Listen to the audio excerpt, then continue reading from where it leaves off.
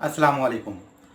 वो इंसान जिससे हमें कभी उम्मीद ही नहीं होती कि ये इंसान हमें इग्नोर कर सकता है, अगर वो इंसान आपको इग्नोर करे, अगर वो इंसान आपकी बात सुनने को तैयार ना हो, ऐसी सिचुएशन में हमें क्या करना चाहिए?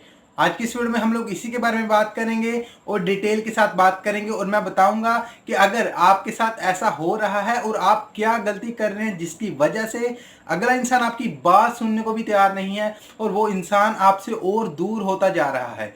हम लोग क्या गलती कर रहे होते हैं, आज की इस वीडियो में आप लोगों को यही बताऊंगा, तो आपने इस वीडियो को एंड तक देखना है। हेलो दोस्तों, मेरा नाम है नुमान सैम और आप देख रहे हैं नुमान सैम यूट्यूब चैनल।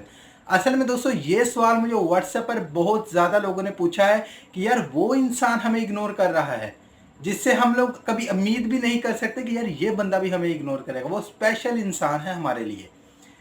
तो दोस्तों अक्सर रिलेशनशिप के अंदर कोई ना कोई मसले मसाइल बन जाते हैं। ये ऐसा हर एक इंसान के साथ होता है, ये एक नॉर्मल सी बात है, इससे आपको परेशान होने की ज़रूरत नहीं है। लेकिन अगर कोई ऐसा मसला बन जाता है, हम लोग क्या गलती करते हैं?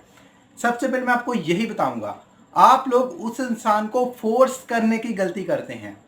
फोर्स का मतलब आप लोग उससे उसके साथ जबरदस्ती करने की कोशिश करते हैं। आप ये चाहते हैं कि यार हमारे बीच में जो मसला मसाइल बना है मैं उसके साथ बात कर लेता हूं, लेकिन अगला इंसान आपके साथ बात करना ही नहीं चाहता और आप बार बार यही जबरदस्ती कर रहे हैं, उस इंसान के साथ फोर्स कर रहे हैं उस इंसान को, जबकि वो इंसान आपकी बात सुनना नहीं चाहता। और आप यही गलती कर रहे हैं, आप उसको बार बार परेशान कर रहे हैं, आप उसको कॉल कर रहे हैं, मैसेज कर रहे हैं, यही गलती आप करते होंगे, इसीलिए आपके रिलेशन के अंदर ये मसला बना है। अब आपको क्या करना चाहिए? दोस्तों जब ऐसी सिचुएशन पैदा होती है ना, तो हमारे दिमाग के अंदर तरह तरह के ख्यालात आते हैं। हमारे दिमाग में सवार होता है कि हमें उससे बात करनी चाहिए, उसकी उस इंसान की हिम्मत कैसे हुई, वो हमें इग्नोर क्यों कर रहा है। ये गलतियां हमें करते हैं, इसकी वजह से ये मसले मसाइल बनते हैं। अब हमें क्या करना चाहिए?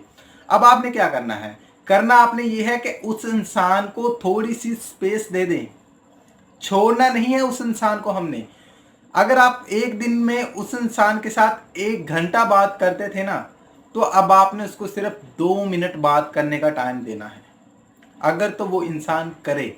नहीं तो आपने उसको एक मैसेज तक नहीं करना, आपने उसको एक कॉल तक नहीं करनी, ठीक है? उसको आपने स्पेस दे देनी है। मैं दावे के साथ बोल रहा हूं, जैसे ही वो इंसान ठीक होगा, उस इंसान को आपकी कमी महसूस होगी, वो आपके साथ बात करने के लिए खुद आएगा। अगर तो उस इंसान को आपका एहसास हुआ ना, मैं दावे के साथ बोल रहा हूं, वो इंसान आपकी बात सुनने के लिए जरूर आएगा।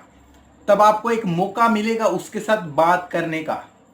जब मौका मिले तभी बात करनी चाहिए, ठीक है? उसको स्पेस दे दे उस इंसान को, देखने जब टाइम आएगा वो खुद इंसान आपके पास आ जाएगा। खामोश होकर बैठ जाए, खामोश होकर अपने काम को तवज्जो दें।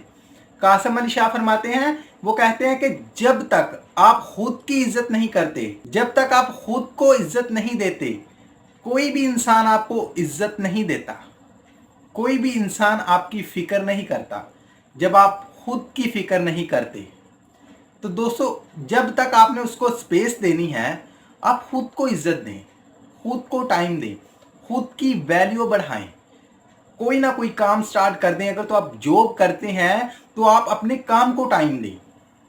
अगर आप स्टडी करते हैं तो अपनी स्टडी को टाइम दें। अगर आप एक हाउस वाइफ हैं तो अपने घर को टाइम दें।